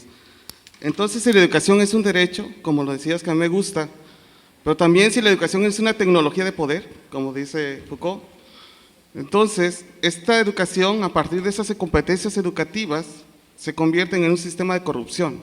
Me gustaría que nos compartieras esta relación entre la educación, corrupción para la ciudadanía, porque entonces me parece que ahí hay un matiz que todavía nos falta interrogarnos. ¿Qué pasa con la corrupción? Como un sistema de educación en muchos países, pero por lo menos voy a hablar en donde yo vivo, que es México. ¿Puedes, por favor, identificarte con nombre y apellido? Ah, sí, claro, soy Cirilo Rivera García, vengo de Puebla. Yo, la verdad, pese al panorama que he descrito de temor, de incertidumbre, nunca en mi vida asociaría la palabra corrupción con la palabra educación si vivimos realmente en una democracia. Puedo saber y sé por el transcurso de la historia de los usos indebidos de determinadas formas de gobierno no democráticas donde el sistema educativo se pervertía. Es decir, lo que he intentado hacer, me parece, es alertar de que si seguimos por esta manera de concebir la educación, estamos también poniendo en peligro la propia democracia, la salvaguarda de la propia democracia, porque estamos dejando de transmitir lo que la salvaguarda, que es un suelo mínimo compartido de valores comunes. Pero me resisto a aceptar corrupción y educación, sinceramente, o no lo entiendo o me resisto.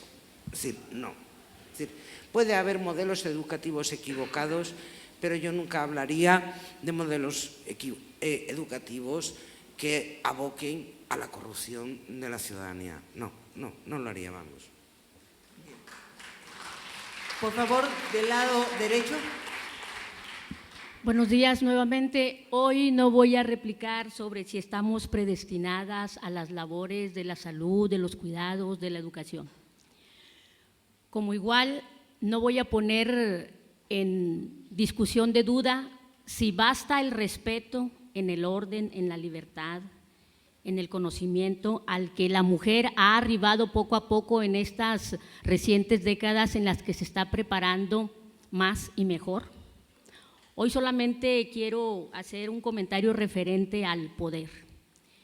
Primero, al poder de convocatoria que usted, Dulce María, Alicia, Estela, Amelia y desde luego nuestra amiga María Elena Chapa, y de todas las mujeres que han presidido en estos 3 días el presidium, a ese poder de convocatoria, porque la vida es una selección de momentos y hemos elegido, todas y todos los que estamos aquí, estar con ustedes, por conocer de esas corrientes de pensamiento que le están dando la vuelta al mundo, por tener decisiones o participaciones menos cerradas, pero también reconocerles que ese poder de convocatoria es un trabajo colaborativo y que justamente el Instituto de la Mujer y Marilena Chapa y todas ustedes han sabido robustecer y fortalecer para tenernos aquí todavía con esa atención comprometida y responsable. Y quiero hacer alusión a esa palabra de convocatoria. Hoy, entre todos sus comentarios, tenemos conciliación, estamos compartiendo mujeres y hombres estas alas, estos pensamientos, estas premisas. De la vocación y el apostolado, mujeres que debemos seguir teniendo en cualquiera de los trabajos que tengamos, debemos seguir adelante con rectitud, con honorabilidad y hasta donde quiera que lleguemos, hacerlo con calidad, con calidad, con compromiso, convocatoria, con RIA, que no es más que responsabilidad ilimitada en la administración, porque usted, Dulce María Sauri, que ha llegado a algunas esferas políticas, administrativas, pues ha abierto una brecha como otras mujeres que han avanzado, pero también nosotras recordemos que si el amor, sí, no es exclusivo de nuestros allegados en particular, a cualquiera de las esferas o niveles jerárquicos que lleguemos, sí, hay que utilizar el poder, pero el poder en el fortalecimiento no solamente de nosotras las mujeres, sino de nuestra humanidad más próxima, porque tampoco podemos poner a todas nuestras amigas, a todas nuestras comadres en puestos si sabemos que no van a dar el 1,5 kilos que nuestra patria necesita. Felicidades por esa convocatoria, por ese poder, y ojalá sigan siendo huéspedes en los seminarios posteriores. Felicidades especialmente a todas ustedes. Por favor, su nombre y apellido. Sí, como no, Rosalinda Castillo Corpus, de la Facultad de Contaduría Pública y Administración de la Universidad Autónoma de Nuevo León. Y por último, solamente agregar, en esta facultad, en esta universidad, que es mi centro de trabajo, ¿sí?, tenemos el gusto y el privilegio de que a la mujer se nos ha permitido avanzar en los diferentes niveles jerárquicos. Y hoy por hoy, orgullosamente puedo decir que mi jefa, que mi directora, es María Eugenia García de la Peña, una mujer que ha arribado al poder y que, convencida de todas las necesidades que hay, pero para las mujeres y hombres que la integran, está luchando por mejorarles su modelo o nivel de vida. Gracias, felicidades otra vez. Gracias. A ver, por favor, del lado izquierdo. Buenos días, Patricia Medina Aguirre, y esta pregunta va dirigida a Dulce María Sauri. Me gustó lo que comentaba acerca de las escuelas de tiempo completo. La mayoría de las mujeres que estamos buscando un desarrollo, que lo estamos haciendo a través de estar en algún cargo, en alguna empresa, en alguna institución, muchas veces nos vemos limitadas por ese estigma que tenemos de cuidar a los hijos, o sea, la obligación.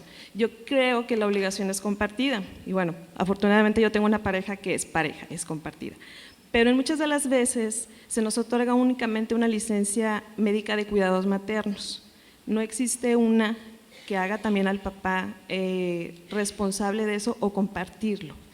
También hay guarderías que ofrecen únicamente el servicio cuando uno aporta a las madres. Sin embargo, tengo casos de compañeros que ellos aportan también, sus esposas se dedican a otras actividades donde no tienen ninguna prestación y ahí pues ellas están en desventaja y sin embargo a ellos no se les otorga. ¿Dónde puedo yo obtener más información de estos movimientos en México? Porque en el DF sé que se consiguió una licencia para que a los padres se les otorgue por ley días cuando es el nacimiento de un hijo. ¿Dónde puedo yo recibir orientación? Porque me gustaría, nosotras como mujeres, organizarnos al interior y ver esas exigencias para también ver un beneficio de nuestras otras congéneres que pues están en esa desigualdad.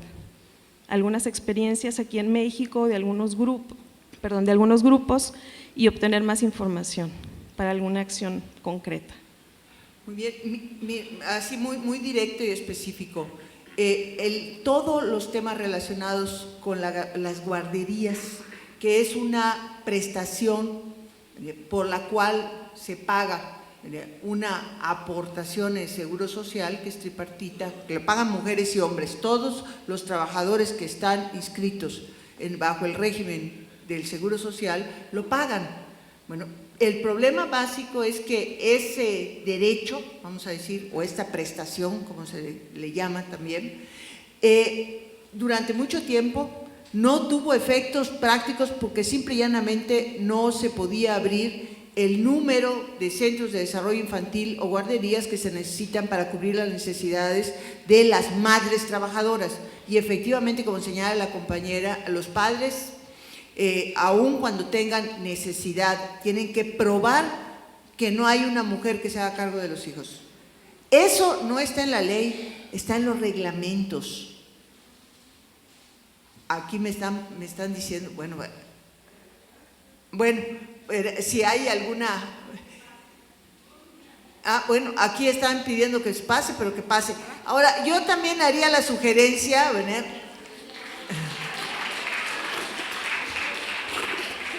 si por alguna razón Noé Uranga quiere reservarse un rato, perfecto, pero solamente decirles que no hay que menospreciar los temas, porque yo me he encontrado algunas veces que cuando se habla de guarderías, se habla de centros de desarrollo infantil, se habla de esos programas, tendemos a decir, esos asuntos para las feministas solo nos distraen, nosotros vamos por otro lado, pero eso es lo que afecta la vida cotidiana de millones de mujeres. Ya está, miren, la logré motivar, vamos, adelante. Aquí 2 segundos. La reforma constitucional volvió los derechos laborales derechos humanos. Esa es una de las grandes transformaciones. Basta con que los hombres, los solicitantes del servicio se amparen para tener el 100% de garantía de que serán recibidos en las guarderías. Muy bien. Y esto presenta otro reto. El reto es cómo haces un proceso jurídico que lleve al ejercicio real de ese derecho. Y para eso yo creo que una de las tareas pendientes es articular servicios de asistencia legal que verdaderamente funcionen para luchar por los derechos. Lo único que les puedo señalar es que nunca hubiera habido la resolución 12.624 del Tribunal Electoral del Poder Judicial de la Federación, que representó la aplicación de las cuotas 60-40 en la elección de 2012, si no hubiese habido una estrategia jurídica de alto nivel que llevase al tribunal a poder tomar la resolución. Tomemos cualquier derecho que queramos de estos, este es uno de ellos que se acaba de señalar, y hagamos de esto un caso que llegue a la Suprema Corte, porque una vez que la Corte resuelve, ya a todos no les queda más remedio que agachar su cabecita y empezar a marchar correctamente. Entonces, ese es un tema muy importante y yo le diría a la compañera que ese es un camino a ver. Ahora, las licencias de paternidad también mucho ojo, porque a veces nos deslumbramos. Las licencias de paternidad tienen que ir acompañadas de un verdadero cambio en la corresponsabilidad de la atención y cuidado de los hijos. No vaya a ser que la licencia de paternidad sea una vacación, vamos a decir, ¿verdad?, para el agobiado padre, ¿verdad?, y que tenga que irse a algún lado muy distinto a cambiar pañales y cuidar bebé, ¿no? Entonces hay que ver con cuidado esto también. Perdón, del lado derecho. Muy buenos días, soy Rosa María Chávez, trabajo en la Secretaría de Salud. Quiero dar un abrazo y una felicitación especial a la licenciada María Elena por realizar esto. No la veo. Hago llegar esta felicitación muy merecida. A ustedes, gracias por estar con nosotros el día de hoy. Y una pregunta para la doctora Alicia. Sobre la reforma educativa en su país, ¿cómo la promovieron? ¿Cómo fue votada a favor? ¿Nos puede platicar algo? Gracias.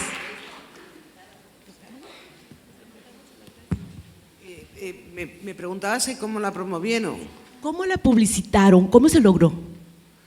No, es decir, la reforma educativa llegó al gobierno del Partido Popular, tiene una mayoría absoluta y decidió cambiar los planeamientos educativos y no pudimos hacer nada más. Es decir, que aparte de la contestación cívica que hubo realmente a todo el cambio en el lenguaje, el trasvase de la anterior reforma a esta, hubo una contestación cívica muy notable, hubo contestación por parte de rectores, decanos de todas las facultades de filosofía, pero una mayoría absoluta es un rodillo, o sea, es decir, que como tengan la voluntad de no escuchar a la ciudadanía y seguir adelante en propuestas educativas del calado que nos están metiendo, pues no se puede hacer mucho para nuestra desgracia. Es decir, que es que… ¿Será la siguiente elección? Sí, la siguiente elección ya los otros partidos han dicho que se derogará la ley. Es que no queda otra que volver otra vez al debate educativo. Gracias. Por favor, del lado izquierdo. Buen día, mi nombre es Clara Beatriz León Hernández, soy empleada de DIF estatal, trabajo en Centro Capullos que atiende maltrato infantil. Actualmente, además de eso, estoy iniciando un estudio sobre crisis de cuidados en Nuevo León y enfocada a niños escolares, porque si la oferta es poca e insuficiente en preescolares, en escolares es más complejo. En mi quehacer cotidiano nos encontramos con que hay muchos niños que sufren, viven, experimentan negligencia de diversos tipos. No solo el abandono parcial, total, sino descuidos médicos educativos, de supervisión, de diversas situaciones. Tuve también la experiencia en mi escuela donde estudié el posgrado, CIFAC, que también es una asociación civil que atiende violencia en las familias, participar con mi tesis y con una investigación donde los índices de negligencia hacia menores de edad salen altísimos en todos los niveles económicos y educativos. A mí me preocupan varias cosas. En el centro donde yo trabajo recibimos migrantes sudamericanos, recibimos adolescentes que vienen y niños que vienen migrando y que en su camino hacia Estados Unidos son detenidos en este estado y los albergamos como estación migratoria. Ahí he tenido contacto con niños que han sido descuartizadores de las maras, entre otras cosas, niños que han estado en la delincuencia organizada, y todo esto también se vincula con una crisis de cuidados como sociedad. He tenido la oportunidad de tener contacto con documentos de la CEPAL, por ejemplo, que abordan la crisis de cuidado con una visión de género, ¿verdad? Hablando de por qué se ha culpado a las mujeres que hemos dejado de cuidar a los niños, a los enfermos, a los discapacitados, a los ancianos, y que seguimos teniendo el derecho de seguir desarrollándonos como profesionistas. También soy madre, tengo una hija de 6 años, cada día vivo mi experiencia. Pero por otro lado, la recomendación de los términos ideológicos ideales es solidaridad entre géneros, solidaridad en el Estado y la sociedad civil, solidaridad entre lo privado y lo público. Nada más que no alcanzo a ver bien cómo. En DIF Nuevo León tenemos ahora los espacios sí, que van creciendo, espacios de servicios infantiles que brindan la oportunidad de tener guarderías para niños escolares. Y ahora que estamos planteando el problema de la investigación que pretendemos hacer en el doctorado, es un gran reto definir qué estudio primero, qué hago primero, porque hay tanto en lo ideal y en lo concreto por revisar, y también hay tanto desde las leyes que ver.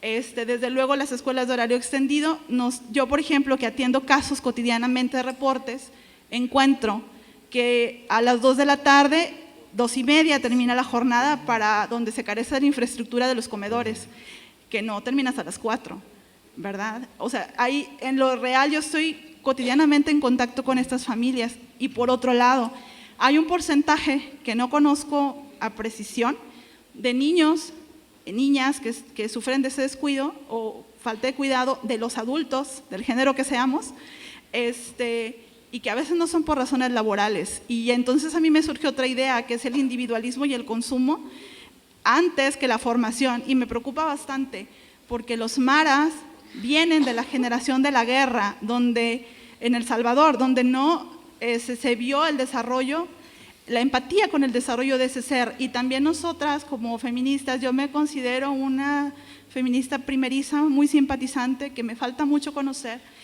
pero ¿qué pasa con nosotros de los dos géneros? ¿Hacia qué está pasando con esta nueva generación que se forma o no se forma? ¿O cómo está el desarrollo? Entonces, se me hizo muy difícil concretar mis ideas porque son muchas mis dudas. No, pero realmente te agradezco muchísimo la descripción de tu experiencia educativa. Algunas cosas Gracias. son para mí, no forman parte de mi realidad educativa, o sea que sí es verdad que me gustaría, si es posible, vía email o algo así, que me contaras un poco más la cuestión de migrantes y demás, porque me interesa muchísimo, porque mi realidad educativa no es esa, aunque sí es cierto que estoy en un centro de enseñanza secundaria, lo que llamáis el preparatorio, donde en mi centro están presentes, son 1.200 alumnos y sin embargo están presentes 29 nacionalidades. O sea que de alguna manera sí que contrasto con ellos, los tengo en el aula y cuando hablo de diversidad, hablo de una diversidad cultural que ya sobrepasa las posibilidades de registro de una persona, es decir, que tengo alumnado del África subsahariana, personas que vienen de la extinta URSS, personas de la cultura musulmana y todo eso en el aula, a la vez presente con los propios y locales. Y las destrezas, pues una va poco a poco aprendiendo esas destrezas, pero sí que me gustaría, vía email o lo que fuera, que me pasaras algunos de tus informes, o sea que muchas gracias, te agradezco muchísimo la intervención. Pues muchísimas gracias y seguramente en el receso podrán hacer contacto directo porque es cierto, es un planteamiento muy interesante y un ángulo que a veces olvidamos cuando estamos analizando estos temas tan complejos y delicados. Aquí tenemos del lado derecho dos posibles participantes y ya con ellos cerraríamos la sesión. Adelante, por favor. Bueno, buenas tardes. Perdón, hay una Buenos del lado, días. ya serían los tres. Sí. Y arriba también, es que me deslumbra la luz. Bueno, perdón, compañero. Buenos días. Mi nombre es Luis Alberto Alvarado, catedrático de la Facultad de Ciencias de la Comunicación de la Autónoma de Nuevo León e investigador. Y me gustaría saber qué piensan de la afirmación: la mujer, para que llegue a ser presidente de México, todavía le falta unos 40 años, ya que no están preparadas. Ojo, no estoy de acuerdo con esta afirmación. Lo recalco. Lo malo es que lo afirmaron tanto políticos, políticas, incluso hubo mucha burla, mucho escarnio de esos matices feministas y el miedo quizá de muchos hombres ser gobernados por una mujer. Miren, hasta me puse nervioso. Y yo, claro que yo siempre he apoyado, estoy de acuerdo con que el poder sea compartido, ¿verdad? Me gustaría saber su perspectiva. Pues no te puedo volver a reproducir el seminario de los 3 días, porque esa es la respuesta. Así es. A ese texto, realmente. No, pero yo nada más les diré una cosa. El problema no es la sociedad. El problema son los partidos políticos que tienen posibilidad real de competir y de ganar una elección. Y ya tuvimos un avance. La candidatura de Josefina Vázquez Mota por el gobernante Partido de Acción Nacional fue la primera ocasión en que un partido político de esos 3 grandes, o cuando menos lo eran en el 2012, que competían para ganar y en ese sentido postular a una mujer. Y una opinión personal: si no hubiese sido Josefina Vázquez Mota la candidata, Acción Nacional hubiera caído al 5º o 6º lugar, porque las cosas como partido en el gobierno le pintaban mal. Yo diría que la candidatura de una mujer le dio un aliento que de otra manera no hubiera tenido. Con todo respeto al señor Cordero y compañía. Yo quisiera también señalar que el problema tiene que ver con la visibilidad de las mujeres, una vez más. Los partidos, ¿de dónde nutren sus candidaturas? 1, de los gobiernos de los estados. ¿Cuántas gobernadoras hay en México en este momento? 0, ni una. 2, cuando es partido en el gobierno, de los secretarios de despacho, los secretarios del gabinete. ¿Cuántas secretarias hay en este momento? 3. No voy a hacer análisis político prospectivo para el 2018, pero si me provocan de repente hasta lo hago. Pero el hecho es que sobre esas bases se hace el proceso de postulación de los grandes partidos políticos para la candidatura presidencial, que es la joya de la corona, es la que más cuida. Entonces, la sociedad mexicana, yo diría que está tan preparada como la brasileña o como la chilena o como la argentina o como la costarricense o como la nicaragüense para elegir a una presidenta. Bueno, aquí tenemos una simpatizante de Mujeres y Acción Nacional. Ahora, también en el momento de un debate hacia una elección presidencial, no solo es que la candidata sea mujer, también hay que compartir su plataforma política, el programa de acción, los principios de ese partido.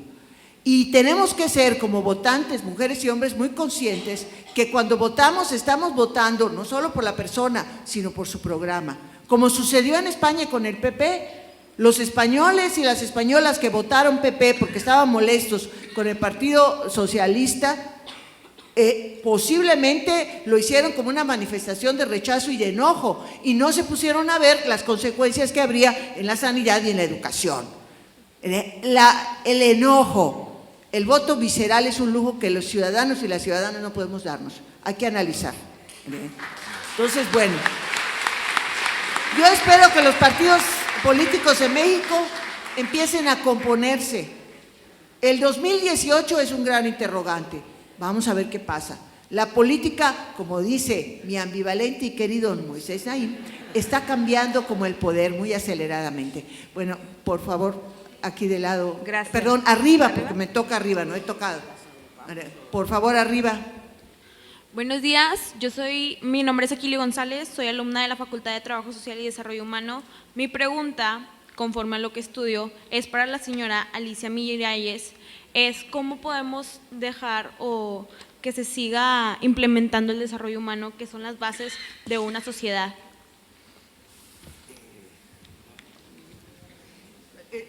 Por favor, ¿serías tan amable de repetirla? Porque no escuchamos muy bien. ¿Cómo podemos seguir implementando el desarrollo humano en la sociedad? Cambiando. ¿Cómo se puede impulsar? Sí. Es decir, yendo realmente a una educación enfocada al desarrollo humano, fomentando las capacidades, es decir, intentando no ir por los derroteros por los que actualmente está yendo la educación, enfatizando que la misma importancia tiene en el desarrollo curricular de un alumno aquellas materias que sean más pragmáticas, más referidas a las ciencias, con aquellas que tienen carácter más humanista. Fíjense que en muy buena medida, de buena parte de los currículos educativos están saliendo de buena parte de los establecimientos de enseñanza áreas que cursan directamente con el talento y la creatividad. Yo no sé aquí, pero por ejemplo en España materias como educación plástica, materias como educación musical, van a tener tal reducción horaria que es lo mismo que si no estuvieran. Todas esas materias humanistas, todas esas materias que realmente refuerzan en nuestro alumnado la creatividad, la imaginación y el talento, tienen al menos que conseguir y obtener la misma franja horaria que aquellas asignaturas que consideramos de uso más práctico, porque son esas asignaturas las que realmente desarrollan las capacidades humanas. ¿Vale?